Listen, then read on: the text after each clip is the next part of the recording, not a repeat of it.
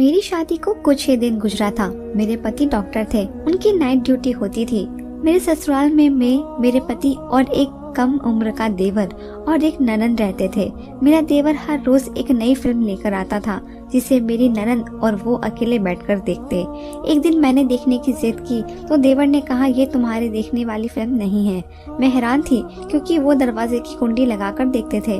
मैं रात में वैसे भी बोर हो जाती थी क्योंकि मेरे पति सुबह आते थे और तब तक मैं कमरे में अकेले ही होती थी। मेरे देवर और ननद दोनों ही मुझसे बहुत कम बात करते थे।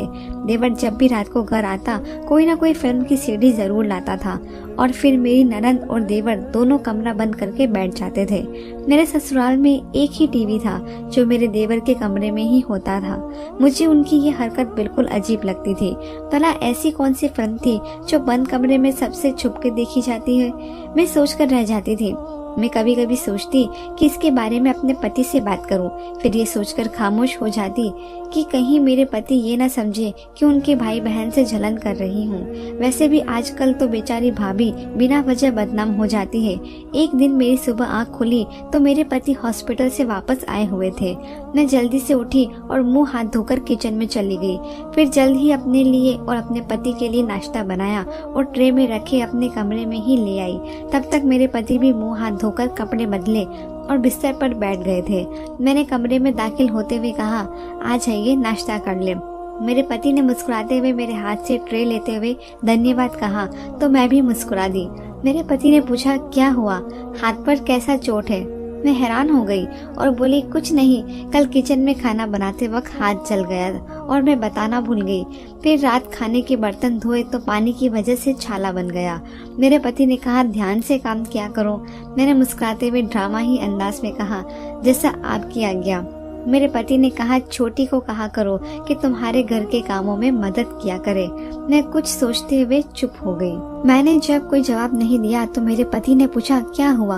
मैं बोली, आपकी बहन तो सारा दिन अपने कमरे में रहती है और रात होते ही आपका भाई आ जाता है, फिर दोनों कमरा बंद करके ही बैठे रहते हैं। वो मुझसे बात तक नहीं करती तो मैं काम कैसे कहूँ?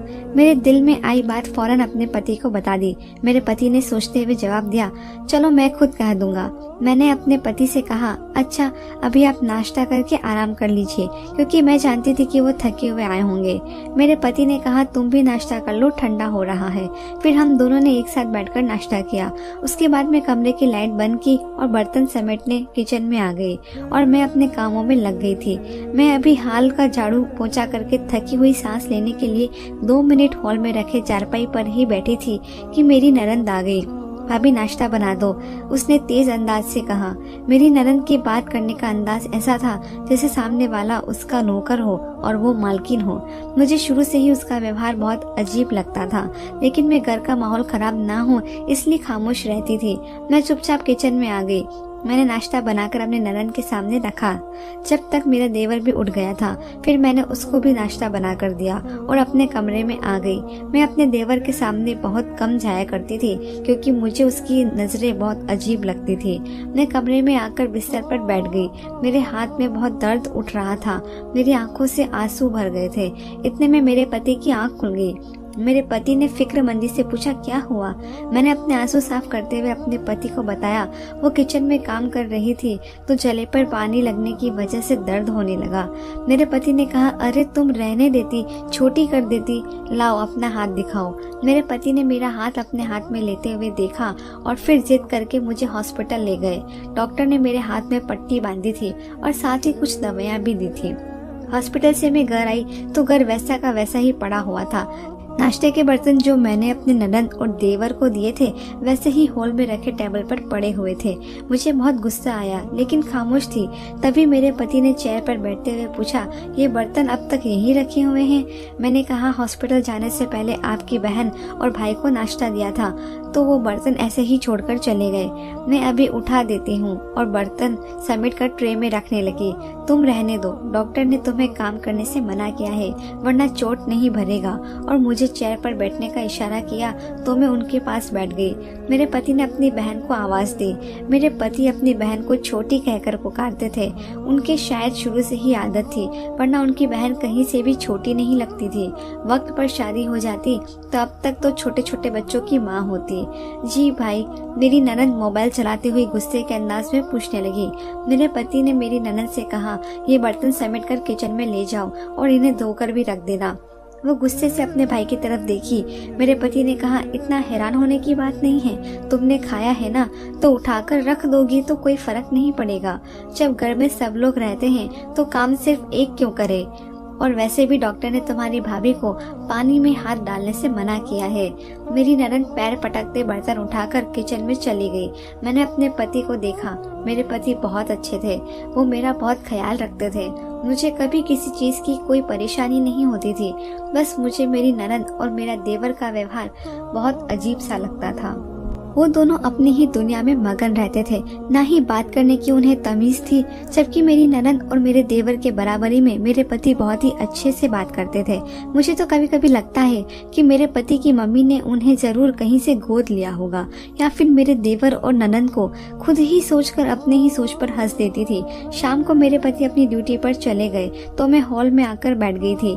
मेरी ननद किचन में थी, क्योंकि मेरे पति ने मेरी ननद को सख्ती से मना कर दिया था कि मुझे घर का कोई काम नहीं करने देना। अपने भाई की बात मानते हुए आज वो किचन में खाना बना रही थी। कुछ ही देर बाद दरवाजे पे दस्तक हुई। कौन है? मैंने दरवाजे के पास जाते हुए पूछा। भाभी, मैं। मेरे देवर ने कहा तो मैंने दरवाजा खोल दिया। फिर मेरा देवर घर में दाखिल हुआ तो सीधा मेरी ननद के कमरे में चला गया। लेकिन जब मेरे ननद को कमरे में न पाया तो आवाजें देने लगा। फिर मेरी ननद ने किचन से आवाज लगाई तो वो किचन में चला गया। दोनों आपस में धीरे धीरे कुछ बातें कर रहे थे। मैं हॉल में रखी सोफे पर बैठी हुई थी। मुझे उनकी आवाजें सही से सुनाई नहीं दे रही थी। फिर अचानक मेरे देवर का फोन बजने लग गया तो वो कोई सीडी मेरी ननद को दिया और फोन कान से लगाए घर से बाहर निकल गया। मेरी ननद ने खाना पकाते हुए वो सीडी वहीं किचन में रख दी। मैं किचन के बाहर रखी टंकी से पानी ले रही थी, लेकिन मेरी नजर इन दोनों पर थी। मैं किचन में आ गई। मेरी ननद सब्जी काट रही थी। मैं उनसे बातें करने लगी। वो मुंह बनाए कुछ बातों का जवाब देती और कुछ को इग्नोर कर देती। मैंने उसकी नजरों से बचकर वह सीढ़ी अपने पल्लू में छिपा ली। मैं किचन खाने से बाहर निकलने लगी थी कि वो सीढ़ी मेरे पल्लू से निकलकर जमीन पर गिर गई। मेरी ननद ने फौरन मुझे देखा। मैंने अनजान बनते हुए पूछा, ये सीढ़ी कहाँ से आई है? और वो सीढ़ी उठाई ताकि मेरी ननद को मुझ पे शक ना हो कि मैं इस पर और अपने देवर पर नजर रख रही हूँ। ये मेरी है, मुझे दीजिए। मेरी ननद झट से मेरे हाथ से वो सीढ़ी छीन ली और जल्दी से वो सीढ़ी लेते हुए अपने कमरे में चली गई। सब कोई खाना खा लिए तो मेरी ननद और मेरे देवर ने हमेशा की तरह अपने कमरे में कोई फिल्म लगा ली थी और दरवाजे को कुंडी लगा ली। मैं बोर होते हुए अपने कमरे में चक्कर काट रही थी। फिर अपने घर पर फोन मिलाकर बातें करने लगी और फिर पता ही नहीं चला कि कब आंख लग गई। अगले दिन मैं सुबह उठकर हमेशा की तरह कामों में मशरूफ हो गई। फिर काम पूरा करके कमरे में आई तो मेरे पति ने कहा कि जब तक मेरा हाथ ठीक नहीं हो जाता मैं अपने मायके चली जाऊं ताकि मुझे आराम मिले और हाथ जल्दी ठीक हो जाए। मैं जल्दी जल्दी तैयार हुई और बैग में कुछ कपड़े रख लिए और अपने पति के साथ अपने मायके चली गई। मैं सुबह उठी तो मेरे पति की कॉल आ गई। थोड़ी देर उनसे बात की। वो थके हुए सो गए। मम्मी ने मुझे नाश्ते के लिए बुला लिया। मैं नाश्ते के लिए हॉल में आ गई। मम्मी टेबल पर नाश्ता लगा रही थी। फिर हम सबने एक साथ नाश्ता किया। मैं धीरे से बर्तन समेटने लगी। मम्मी ने मुझसे कहा, अरे बेटा बैठो, रहो, यहाँ तो मैं कर लूंगी। मैंने कहा, वहाँ भी तो मैं करती हूँ ना, यहाँ भी कर लूंगी। मम्मी ने मुस्कुराते हुए कहा, नहीं कोई जरूरत नहीं है, आराम के लिए आई हो तो आराम करना, वरना दामाद जी क्या कहेंगे कि मेरी सास ने मेरी पत्नी को आराम भी नहीं करने दिया और मेरे हाथ से बर्तन लेकर किचन में चली गई। मैं अभी वहीं ऐसे ही बैठी हुई थी कि अचानक दरवाजे पर दस्तक हुई। मैंने पूछा तब मालूम हुआ कि मेरी दोस्त थी जो हमारे ही गांव में रहती है। उससे मेरे आने की खबर मिल गई थी। वो मुझसे मिलने आ गई। मेरी दोस्त ने मुझसे गले मिलते हुए पूछा, कैसी हो? बिल्कुल ठीक हो, तुम सुनाओ? मैंने मुस्कुराते हुए उससे पूछा। उसने कहा, मैं भी ठीक हूँ। मैंने उससे हॉल में रखे सोफे पर बैठने को कहा तो वह बैठ गई। फिर मैं भी उसके साथ बैठी। मेरे दोस्त ने मुंह बनाते हुए कहा, तुम तो भूल गई हो। मैंने कहा बस यार, शादी के बाद इंसान घर की जिम्मेदारियों में बन जाता है। वो हंसते हुए बोली, दूल्हे भैया ने रुकने के लिए कैसे भेज दिया? किचन से निकलते हुए मम्मी बोली, वो तो इसका हाथ जल गया था ना, इसलिए आराम करने के लिए आई है, वरना अब भी उसे अपनी मम्मी की कहाँ याद आनी है। मैंने मम्मी को गले लगाते हुए कहा, मेरी प्यारी मम्मी अब बस करे। मम्मी ने हंसते हुए कहा, तुम दोनों बैठकर बातें करो, और खुद दोबारा किचन में चली गई। फिर मैं और मेरी दोस्त हम दोनों पुरानी बातों में गुल हो गई। मेरी दोस्त ने कहा, तुम्हें याद है एक रिंकू मौसी हमारे गांव में रहती थी, उन्होंने अपने पति के मरने के बाद मास्टर चाचा से शादी कर ली थी। मैंने कहा, हाँ मुझे याद है, लेकिन क्यों, क्या हुआ? मेरी दोस्त ने बताना शुरू किया कि रिंकू मौसी जब मास्टर चाचा से शादी की थी तो उससे पहले मास्टर चाचा का एक बेटा था जिसके बारे में हमेशा गांव में सुनते रहते थे, किसी न किसी से झगड़ा हो गया है। मैंने कहा, हाँ ये सब बातें तो मुझे याद है, मुझे तो शुरू से ही मास्टर चाचा का बेटा खतरनाक लगता था। मेरी दोस्त ने कहा, तुम्हें पता है अभी कुछ दिन पहले क्या हुआ? एक दिन रिंकू मौसी उस लड़के के कमरे में चली गई तो उन्होंने देखा कि वह अपने कमरे में बैठा मोबाइल पर लड़कियों का फोटो देख रहा था।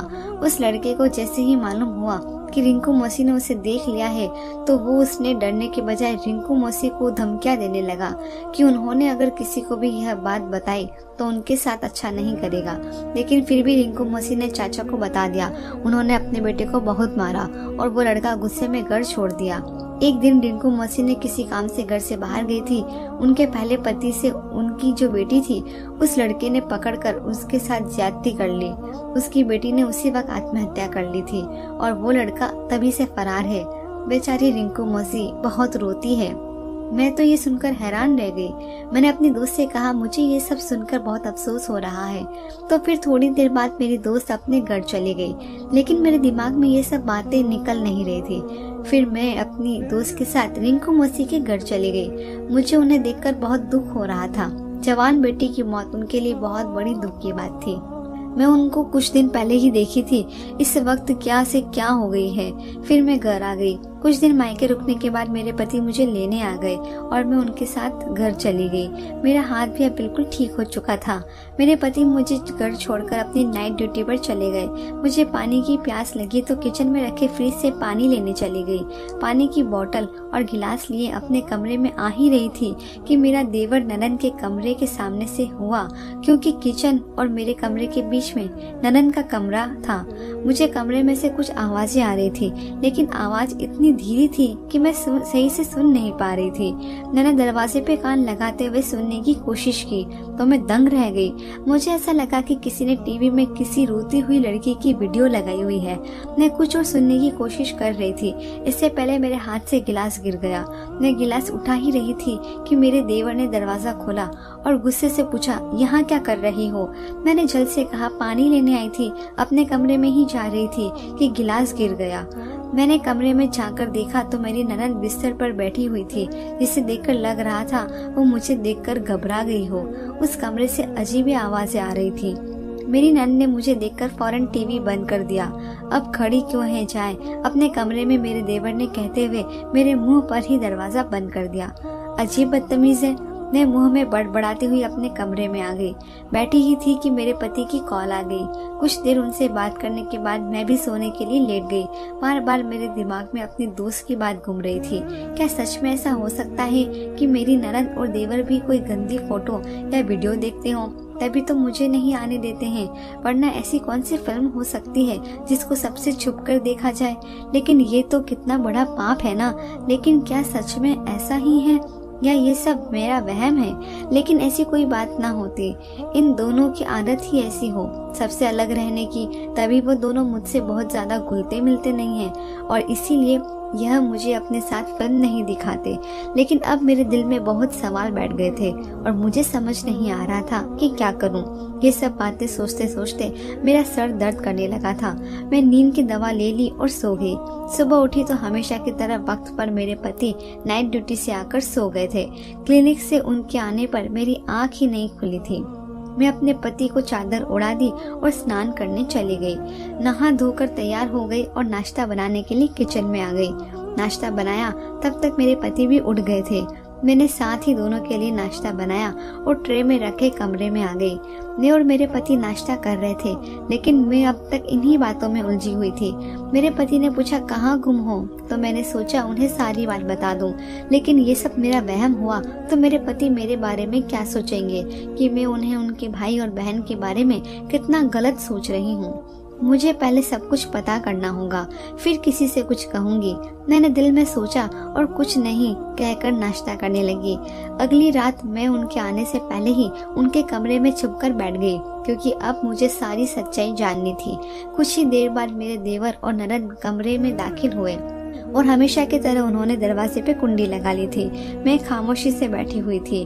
मेरे देवर ने अपनी जेब से एक सीडी निकाली और लगाई। मैं फिल्म शुरू होने का इंतजार कर रही थी कि क्या ये सब सच है या सिर्फ मेरा वहम है। आज सब मालूम हो जाएगा। लेकिन जैसे ही उन्होंने फिल्म लगाई, मैं देखकर अपनी ही सोच पर शर्म से पानी पानी हो गई। वह फिल्म तो कोई फिल्म नहीं थी, बल्कि किसी जगह की रिकॉर्डिंग थी। देखने से मालूम हो रहा था कि कोई छोटा सा कमरा है जिसमें एक दरवाजा और एक खिड़की नजर आ रही है। उसमें बहुत सारे बच्चे थे जिनकी उम्र 5-6 साल से 16 साल तक की थी। उसमें लड़के लड़कियां दोनों थे और वो एक कमरे में पड़े हुए थे। इन्हें देखने से मालूम हो रहा था कि जैसे उन्हें बहुत दिन से पकड़कर यहाँ रखा हुआ हो। इनमें से एक लड़की बहुत ज्यादा रो रही थी और साथ साथ कह रही थी कि उसकी माँ बीमार है और वो मेरा इंतजार कर रही होगी। वो लड़की लगभग 16 साल की थी। उसकी आवाज में पहचान गई थी। जिस दिन मैंने कमरे के बाहर से आवाजें सुनी थी तो इसी लड़की की थी। मैं तो ये सब देखकर दंग रह गई थी। मेरा देवर और मेरी ननद इतने घटिया थे। वो इतना गिरा हुआ काम करते थे, लोगों के बच्चे पकड़कर कैद करते थे। मेरी ननद के पास किसी का फोन आया। वो उससे बातें करने लगी। शायद बच्चे को दूसरी जगह भेजने वाले थे। मेरे देवर ने कहा कि कल सारे बच्चों को दुबई में सप्लाई कर देगा ताकि दूसरे बच्चों को रखने की जगह बने। और फिर थोड़ी देर बाद वो दोनों सो गए थे। मैं बिना आवाज के कमरे से निकली और अपने कमरे में आ गई। वो सब देखकर मेरा दिमाग ही घूम गया। मुझे कुछ समझ नहीं आ रहा था मैं क्या करूं क्या नहीं। मुझे उन सब बच्चों को बचाना था। मैं सारी रात कमरे में टहल कर जागती रही। जब सुबह हुई, कुछ देर बाद ही मेरे पति घर आ गए। मेरे पति ने पूछा क्या हुआ, इतनी परेशान क्यों हो। फिर मैंने डरते डरते सारी बातें उन्हें बता दी। पहले तो मेरे पति को ये सब झूठ लगा। उन्होंने मुझ पर भरोसा ही न किया, लेकिन मैंने उनके साथ मिलकर एक उपाय बनाया और उन्हें भी इस रात कमरे में लेकर छिप गई। वहाँ की सारी बातें भी रिकॉर्ड कर ली। मेरा पति तो इसी वक्त उनके सामने जाने वाला था, लेकिन मैंने उसको ऐसा करने से मना कर दिया।